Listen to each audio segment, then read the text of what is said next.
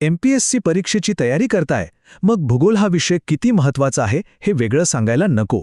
पण नव्या पॅटर्ननुसार अभ्यास नक्की करायचा कसा, नेमक्या कोणत्या गोष्टींवर लक्ष केंद्रित करायचं, चला तर मग आज आपण MPSC भूगोलाचा अभ्यासक्रम एकदम सोप्या भाषेत समजून घेऊया आणि यशासाठी एक पक्का मार्ग तयार करूया. आयोगाचा नवा दृष्टिकोन अगदी स्पष्ट आहे.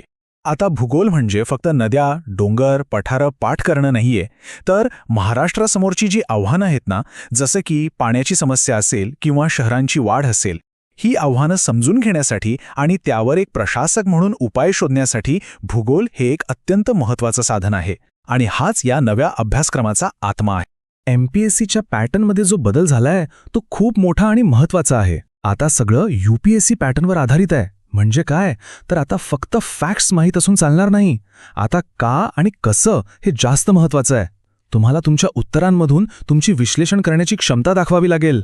ठीक आहे, तर आज आपण काय काय बघणार आहोत. आधी परीक्षेचं नवं स्वरूप समजून घेऊ, मग पूर्व आणि मुख्य परीक्षेत भूगोलाचं महत्त्व काय आहे ते पाहू. विशेषतः महाराष्ट्राच्या भूगोलावर फोकस करू आणि शेवटी अभ्यासासाठी कोणती पुस्तकं वापरायची यावर बोलू. तर मग सुरुवात करूया परीक्षेच्या एकूण रचनेपासून. आपल्याला माहिती आहे की MPSCची निवड प्रक्रिया 3 टप्प्यांमध्ये होते. पण महत्त्वाचा प्रश्न हा आहे की या प्रत्येक टप्प्यावर भूगोलाची भूमिका नेमकी काय आहे. चला तेच पाहूया.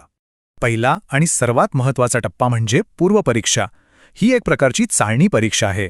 आता इथे भूगोलाच्या ज्ञानाची परीक्षा कशी घेतली जाते ते जरा नीट समजून घेऊया. पूर्व परीक्षेमधला भूगोल तुमच्या बेसिक ज्ञानाचा पाया तपासतो. म्हणजे जागतिक हवामान बदलापासून ते महाराष्ट्रातल्या एखाद्या स्थानिक पठारापर्यंत तुमच्या भौगोलिक संकल्पना किती स्पष्ट आहेत हे इथे वस्तुनिष्ठ प्रश्नांमधून पाहिलं जातं. अच्छा, आता अभ्यासाची दिशा कशी ठरवायची हे बघा. या टेबलकडे पाहिल्यावर एक गोष्ट लगेच लक्षात येते. महाराष्ट्राचा भूगोल, भारताचा भूगोल आणि सगळ्यात जास्त म्हणजे पर्यावरण, यावर आयोगाचा सर्वाधिक भर आहे. म्हणजे आपलं लक्ष कुठे असायला हवं हे इथून एकदम स्पष्ट होतं. आणि हीच गोष्ट हा चार्ट आणखी सोप्या पद्धतीने दाखवतोय. पूर्व परीक्षेत जवळपास 40% वेटेज हे एकट्या पर्यावरण आणि परिस्थितिकी या विषयाला आहे. अर्थात महाराष्ट्राचा भूगोल महत्त्वाचा आहेच, पण पर्यावरणाकडे अजिबात दुर्लक्ष करून चालणार नाही. चला, समजा पूर्व परीक्षा पास झालात, आता तुम्ही मुख्य परीक्षेसाठी पात्र आहात. आणि इथे तर परीक्षेचं स्वरूप अक्षरशः बदलून जातं. आता MCQ नाहीत, तर तुमच्या विश्लेषणाची आणि तुमच्या लिखाणाची खरी कसोटी लागणार आहे. मुख्य परीक्षेत भूगोलासाठी 250 गुणांचा स्वतंत्र पेपर आहे. इथे तुम्हाला तुमची भौगोलिक समज तपशीलवार मांडावी लागते.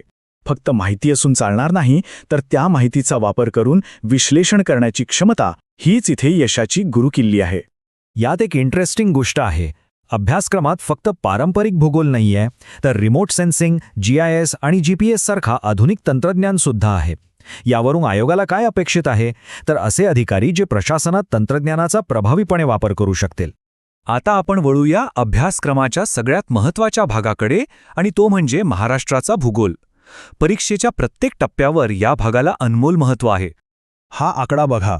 संपूर्ण भूगोल अभ्यासक्रमात सुमारे 40 ते 50% भर हा फक्त आणि फक्त महाराष्ट्राच्या भूगोलावर आहे. याचा सरळ अर्थ काय, तर या विषयावर प्रभुत्व मिळवल्याशिवाय MPSCमध्ये यश मिळवणं जवळपास अशक्य आहे. आपल्या महाराष्ट्राची रचना किती विविधतेने नटलेली आहे बघा.